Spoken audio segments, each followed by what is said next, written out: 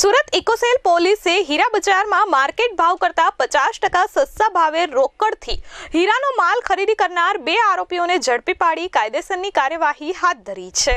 સુરત શહેરના હીરા બજાર તથા ભાવનગરના હીરા બજારના કુલ 19 જેટલા વેપારીઓ પાસેથી કુલ 6 કરોડ 70 લાખની મત્તાનો રિયલ હીરાનો માલ હીરા દલાલ રવિકુમાર ઉર્ફે રવિ ચોગઠ ગણેશભાઈ વઘાસિયા પોતાના દિલ્હી તથા સુરતના લોકલ વેપારીઓને બતાવવાનું કહી માલ લઈ ગયા હતા, ત્યારબાદ ફરાર થઈ ગયા હતા। આ મામલે આકાશભાઈ સંઘવીએ હીરા દલાલ રવિભાઈ ચોગઠ અને સાઈ ડાયમંડના વેપારી જોનીભાઈ વિરુદ્ધ પોલીસ ફરિયાદ નોંધાવી હતી, જે ફરિયાદના આધારે પોલીસે રવિકુમાર ઉર્ફે રવિ ચોગઠની ધરપકડ કરી હતી।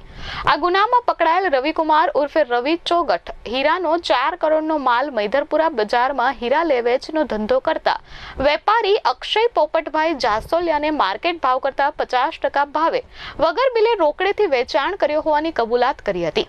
આ સાથે જ ₹2.5 કરોડનો હીરાનો માલ દિલ્હી કરોલબાગ ખાતે હીરા લેવેચનો ધંધો કરતા વેપારી ધનરાજસિંહ ચતરાજી રાઠોડને માર્કેટ ભાવ કરતા 50% ભાવે વગર બિલે રોકડેથી વેચાણ કર્યો હોવાની કબૂલાત કરી હતી, જેથી વગર બિલે માલ ખરીદનાર અક્ષય જાસોલિયા અને ધનરાજસિંહ ચતરાજી રાઠોડની પોલીસે ધરપકડ કરી કાયદેસરની કાર્યવાહી હાથ ધરી છે।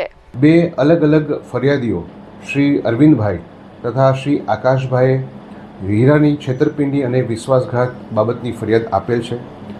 આકાશભાઈ દ્વારા આપવામાં આવેલ ફરિયાદમાં આકાશભાઈ તથા અન્ય સાહેદો સાથે કુલ 6 કરોડ 70 લાખ રૂપિયાની હીરાનું વિશ્વાસઘાત અને ચીટિંગ કરી અને માલ લઈ જઈ અને પૈસા ચૂકવ્યા નહીં હોવા અંગેની ફરિયાદ આપવામાં આવેલ છે।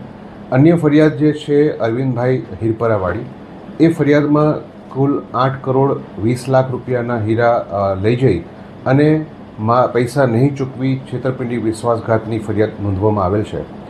આ ફરિયાદમાં આકાશભાઈ દ્વારા જે ફરિયાદ આપવામાં આવી છે એ ગુનામાં મુખ્ય આરોપી રવિ દલાલ, એના સહ આરોપી અક્ષય જાસોલિયા અને ધનરાજ રાઠોડની ધરપકડ કરવામાં આવેલ છે।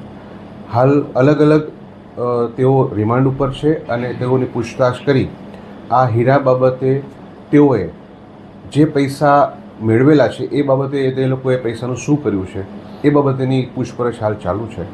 અને અન્ય ગુનામાં જીતેન્દ્ર કરીને જે આરોપી હતો એની ધરપકડ થઈ ચૂકી છે, જે અત્યારે હાલ જ્યુડિશિયલ કસ્ટડીમાં છે। અને ફરી વખત રવિની પણ આ જ ગુનામાં ધરપકડ કરી અને એ લોકોએ જે વેપારીઓ પાસેથી હીરા મેળવી અને પૈસા કઈ જગ્યાએ તે લોકોએ એનો શું દુરુપયોગ કર્યો છે એ બાબતેની પૂછપરછ તપાસ ચાલુ છે। Bureau report S24 news Surat.